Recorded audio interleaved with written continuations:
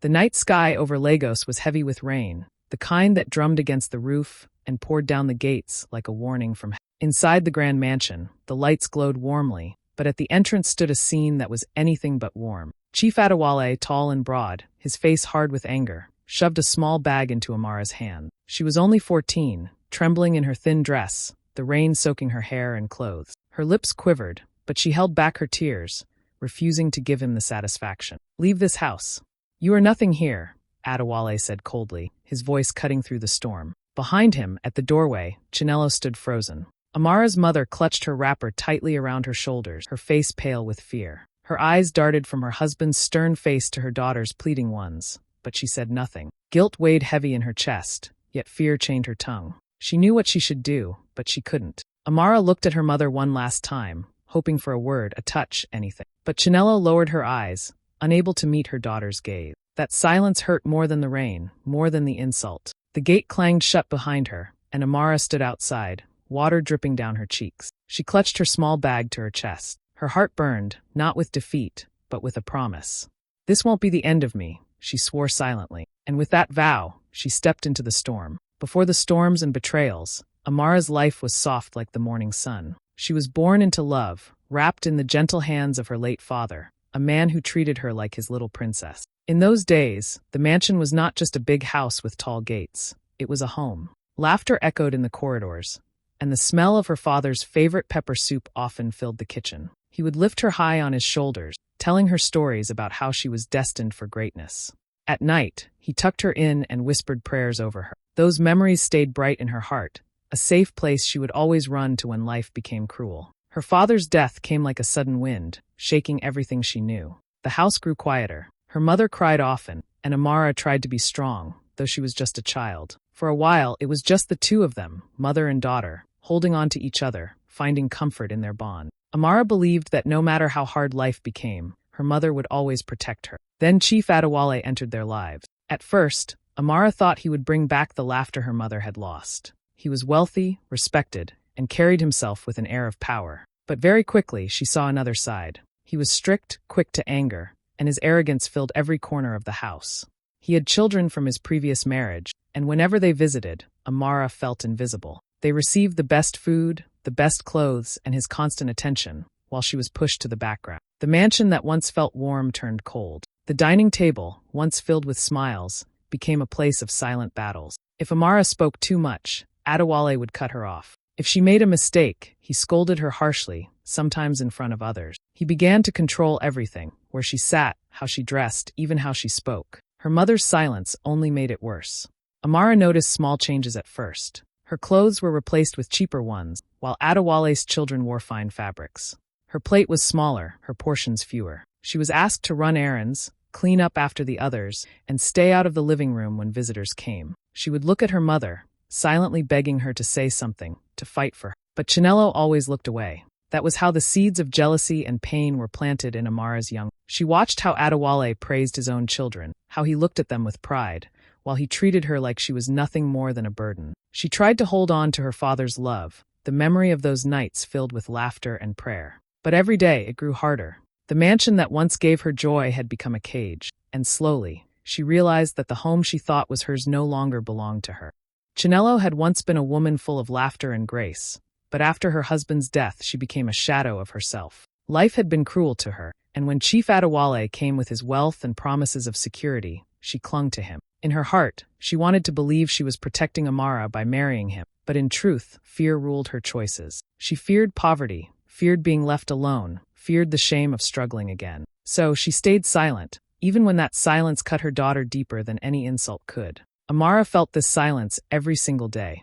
At the dining table, when meals were served, Adewale's children were given the best, large pieces of meat, bowls filled with steaming rice and soup. When the tray came to Amara, sometimes her plate was almost empty. On nights when food was scarce, she was told to manage, or even excused from the table altogether. Her step-siblings laughed at her hunger, mocking her with greasy fingers and satisfied mouth. Amara's stomach would twist, not just from the hunger, but from the sting of humiliation. Chinelo sat through it all. She would sometimes glance at her daughter, her eyes soft with guilt, but her lips never moved. Not a word of defense, not a single protest. She told herself it was better to keep the peace, better not to anger Adewale. She believed that one day things might get better if she just endured. But for Amara, each day was another wound, another lesson that her mother's love was trapped behind bars of fear. The insults from her step-siblings grew sharper as time passed. They called her the unwanted one, the beggar in a mansion. They mocked her late father, saying he left her nothing. Sometimes, Adewale himself added to the cruelty, saying she was lazy and good for nothing,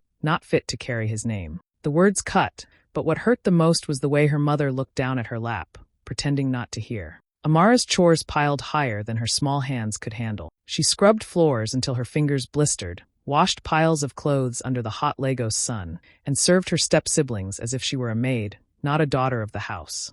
When she grew tired and made mistakes, Adewale's voice thundered, and her mother's silence thundered louder. At night, Amara often cried into her pillow, holding her late father's locket close to her chest. She whispered to him, telling him about the pain, about how different life had become. She longed for her mother to sit by her, stroke her hair, and tell her it would be all right. But Chinello stayed in her husband's room, locked away in her own fear, leaving her daughter to face the darkness alone. It was in these moments of loneliness that Amara's heart hardened. She still loved her mother, but she also understood something painful. Love without courage can feel like abandonment. Every insult, every empty plate, every chore became proof that her mother's weakness was her greatest suffering. And yet, deep inside, Amara promised herself she would survive this, even if it meant surviving without her mother's protection. The night it finally happened, the rain came down in heavy sheets, rattling the windows and flooding the streets of Lagos.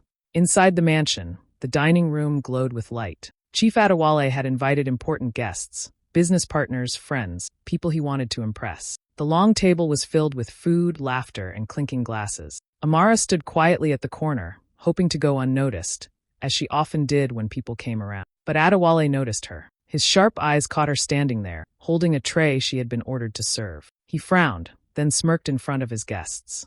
"This girl," he said, his voice dripping with mockery, "is nothing but a burden. Useless. She eats our food, lives under my roof, yet she brings no value." The laughter around the table fell into an awkward silence. Some guests shifted uncomfortably in their chairs, but none dared to speak against him. Amara's face burned with shame. She gripped the tray tightly, wishing the ground would open and swallow her. Her step-siblings smirked, enjoying the spectacle. Her mother sat at the far end of the table. Chinello's eyes flickered toward her daughter, but quickly dropped back to her plate. She did not speak. She did not move. Her silence was louder than the insult itself. Later that night, the storm outside raged stronger. Thunder rolled, lightning lit up the sky, and the mansion doors burst open as Adewale dragged Amara by the arm. Her small bag was shoved into her hands, the few belongings she owned stuffed carelessly inside. She begged him to stop, her voice trembling. "Please, sir, I have nowhere to go," she cried, her feet slipping on the wet tiles as he pulled her toward the gate. "You will not disgrace me in this house anymore," Adewale spat. "You are not my child. Leave and never return." The heavy iron gate groaned as it opened.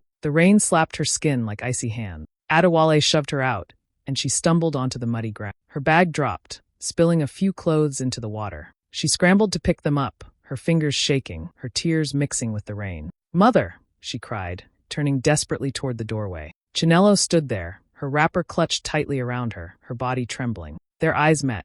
Amara's gaze was full of pleading, begging for her mother to say something, to fight for her just once.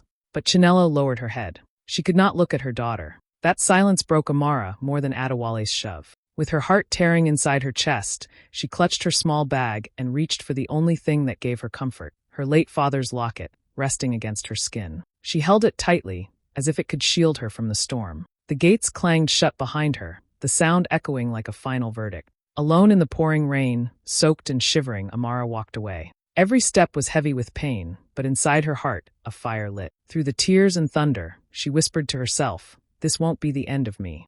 Amara left Lagos with nothing but her small bag and the memory of her father's voice guiding her steps. The long journey to Enugu was filled with fear and uncertainty, yet she kept moving because stopping meant giving up. The bus was crowded, the roads rough, but she pressed her forehead against the window and whispered to herself, "I will survive this." When she arrived, the city felt strange, noisy, and overwhelming. She had no family there, no one waiting to welcome her. For a few nights, she slept on a bench near a small market, clutching her bag and her father's locket as if they were her only treasures. Hunger gnawed at her belly, but she refused to beg. She told herself she was not a victim, that she would find a way. It was Mama Ifeoma, an elderly woman who lived near the market, who noticed her. Mama Ifeoma sold vegetables and fruits, and one evening, she saw Amara curled up under a shed shivering. She approached with gentle eyes and asked, "My child, where is your home?" Amara's tears spilled before she could answer. With kindness that felt like a miracle, Mama Ifeoma took her in, offering a small space in her modest home. It was not much, just a mattress on the floor in a tiny room, but to Amara it was heaven. From then on, Amara began to build a new life. She offered to help Mama Ifeoma with chores, sweeping the compound, washing dishes, and carrying baskets of produce. Soon, neighbors began to notice her hard work. One woman asked her to wash clothes, and Amara did it gladly. Another needed someone to tutor her younger children in reading, and Amara, who had always loved books, accepted with joy. Slowly, coins began to gather in her hand, small, but enough to buy food or a second dress. Life was not easy. Her palms blistered from scrubbing clothes. Her back ached from bending over basins of water, and sometimes she stayed up late with candlelight, helping children with homework. Yet every night before she slept, she touched her father's locket and reminded herself of his words. "Strength isn't in what they give you, but in what you create for yourself." Those words became her armor, protecting her from despair. The city taught her resilience. She learned how to stretch every naira, how to smile even when her body was tired, how to carry herself with quiet dignity. Mama Ifeoma became like a guardian angel, encouraging her, feeding her when she was weak, reminding her that she was not alone. Though Amara missed her mother deeply, she no longer allowed that pain to drown her. Day by day, she grew stronger. Her hands that once trembled now worked with purpose. Her heart, once broken by betrayal, now beat with determination. She promised herself that one day, she would not only survive, she would rise. And when that day came, everyone who cast her aside would see the strength they tried to crush shining brighter than ever. It was a quiet afternoon in Enugu when everything changed for Amara. She had just finished tutoring 2 children and was sitting outside Mama Ifeoma's shop, her hands tired but her heart calm. The sun was dipping low when a tall man in a dark suit approached. He carried a briefcase and walked with the confidence of someone who knew exactly where he was going. "Are you Amara?" he asked gently. She nodded, uncertain. Few people ever came looking for her. "My name is Mr. Okeke," he said. "I was your father's lawyer." The mention of her father made her chest tighten. She hadn't heard his name spoken with such respect in years. Amara's fingers touched the locket around her neck, as if to steady herself. "My father," she whispered, her voice breaking. "Yes," Mr. Okeke said, his eyes soft. "Before he passed, he left behind a will. And that will concerns you." Amara's heart pounded as he opened his briefcase and pulled out a stack of neatly folded papers. He explained in a calm but firm tone that before her father's death, he had transferred all his wealth, the mansion in Lagos, the family businesses, and several accounts, into her name. Everything was legally hers. Not her mother's, not Chief Adewale's, hers. She stared at him, wide-eyed, as if the world had tilted. But how? Why didn't I know this?" Mr. Okeke sighed. "Your mother was aware. She was informed after his passing. But she never told you. Perhaps fear kept her silent, fear of Chief Adewale." The words pierced Amara's heart. Her own mother had known all along. She had watched her daughter suffer, starve, and be cast aside, while the truth of her inheritance was hidden. Amara's fists clenched at her sides, trembling not just with anger, but with betrayal. "She chose silence again," Amara whispered bitterly, tears filling her eyes. "She chose him over me." For a long moment, she sat frozen, the weight of the truth pressing down on her. She remembered every night she went to bed hungry, every insult from her stepfather, every time her mother lowered her gaze instead of defending her. All of it had happened while the power to change her life was locked in her mother's silence. But as the pain swirled inside her, something stronger began to rise. She lifted her chin, wiped her tears, and drew a deep breath. Her father had believed in her. He had trusted her enough to give her everything he built. That trust was stronger than any betrayal. "Where are the documents now?" she asked firmly. Mr. Okeke slid them across the table. "Here, signed and sealed. You are the rightful owner." Amara took them with steady hands, her heart no longer trembling with fear but burning with resolve. She thought of her father's words, of the fire that had carried her through the storm. She stood tall, her voice steady. "It's time to go back. That house they threw me out of, it's mine. And I'm taking it back." The night Amara returned to Lagos, the air was heavy, but this time it wasn't rain that covered her, it was confidence.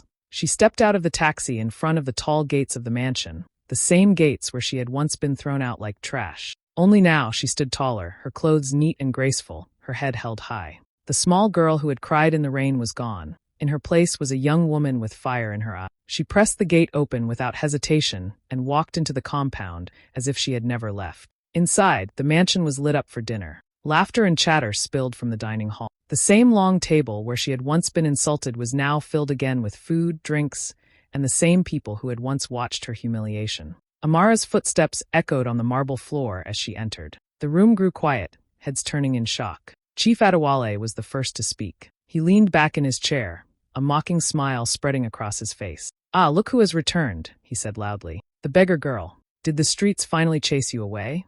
His words drew nervous chuckles from his children, but there was unease in the air. Amara didn't flinch. She walked slowly to the head of the table, her heels clicking with purpose. Her eyes locked on his, calm but unshaken. Without a word, she reached into her bag and placed a thick envelope on the table in front of him. "What's this nonsense?" Adewale asked, his voice dripping with irritation. "Documents," Amara replied, her voice steady and clear. "Everything this house stands on. The mansion, the businesses, the accounts. They don't belong to you, Chief Adewale. They belong to me. My father made sure of that." Gasps filled the room. Forks clattered onto plates, hands froze midair. Adewale's smirk faltered for the first time. He tore open the envelope and skimmed through the papers, his face tightening with each line. His eyes darted to the lawyer, Mr. Okeke, who had entered silently behind Amara. The lawyer gave a firm nod. "It is true," Mr. Okeke announced. "By the will of the late Mr. Chukwudi, everything belongs to Amara. This house, the businesses, the lands, all of it was transferred into her name before his passing. She is the rightful heir." The room fell into stunned silence. Adewale's children shifted uncomfortably, their mocking smiles gone. Chinelo, Amara's mother, sat frozen, her spoon trembling in her hand. She could barely look at her daughter. Amara's calm gaze swept the table. "I was thrown out of this house once, humiliated in front of you all. But tonight I return, not as a beggar, not as a servant, but as the owner." The hall was so quiet that even the ticking of the clock on the wall could be heard. For the first time, Adewale had no words. The power he once wielded over her had shattered, and everyone in that room felt it. Chief Adewale's face turned red as he held the documents in his hand. His voice thundered across the dining hall, shaking the very air. "Lies.